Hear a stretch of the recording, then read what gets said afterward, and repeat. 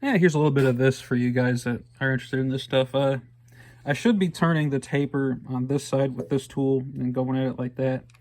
But I really hate swinging the top side around that way, you know, putting an angle that way. Because it's just a pain, and it's uncomfortable to use the handle over here. So I use it over here, and then I'll just go like that and spin the thing backwards, and then just, you know, cut it like that.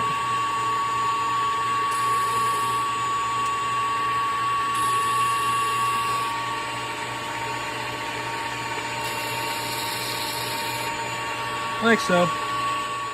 And once I got that done, like that, take this off, I'll back this up here, and make sure the backlash in this is this way, because there's a little give in that, and if you don't have the backlash pushed that way, you can pull it back, and we don't want that. It'll mess things up a little bit. So take that off there, set them up here out of the way, take my parting tool like that, put him on there like that. And then we'll change gears, because that cutter was carbide and this one's high-speed steel.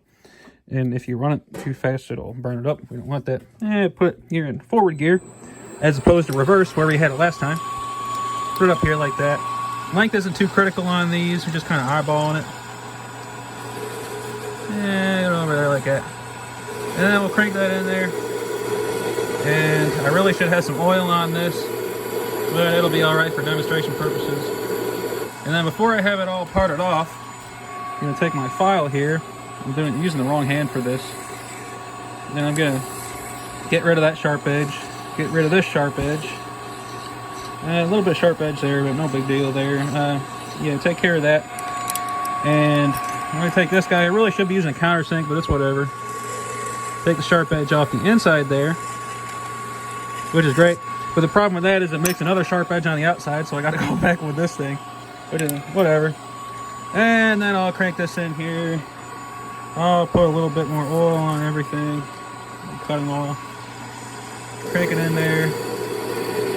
And normally, I would stick the needle of this guy in there and catch it, you know, when it falls off. But this one, I'm just going to lose this one in the chip pan, you know, for fun, because why not?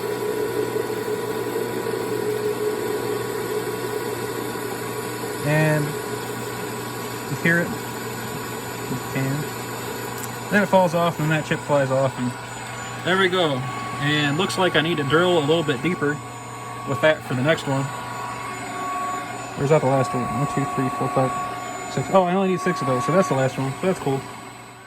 And then you wait until it's cooled down, because that's hot coming off there. You take some of your chips off there, and if you're smart and you did it right, there's no sharp edges here, and there's just one sharp edge left here. Normally when you part something off, you face it off after. You see that the finish is kind of shitty there, but it's no big deal for bolting something together. But I'm obviously left with that sharp edge there, where I parted it off into the hole. And I'm going to take it over here, and I'm going to do something very wrong. And I'm going to turn my drill press on, and I'm just going to try and hold it while the countersink shaves off that in there. Now, if you're stupid and you leave sharp edges on this, and that countersink catches, and it spins it in your hand, it'll tear your fingers all to shit. But I should be okay here. Gotta be careful. Gotta use your head with this stuff, you know. You could just use a Dremel on that, I guess. But if you don't take that burr out of there, then your thing won't be able to go through there easily. Yeah. Simple as that. Now I have 6 of those, and I gotta clean up the insides. See, the burr didn't come off on that one for some reason. I think it'd be the same doing it the same every time, but yeah, you'd be surprised. Fun stuff.